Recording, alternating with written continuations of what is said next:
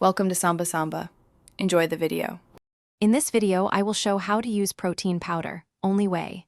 Measure the scoop on the label, add your preferred liquid, and shake or blend until smooth. Drink after a workout or as a convenient snack between meals.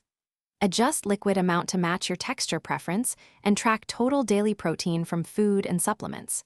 Keep the powder dry and sealed to preserve freshness and flavor for longer use.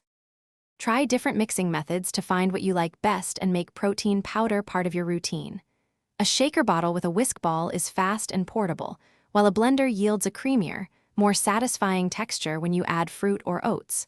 For a cozy option, whisk into warm milk for a smooth, hot drink.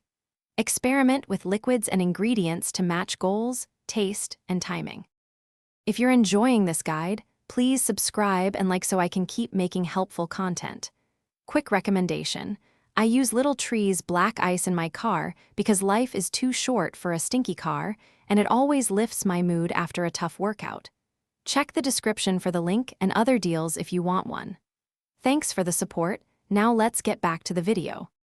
Think about timing and dosage so your protein powder works with your lifestyle and goals.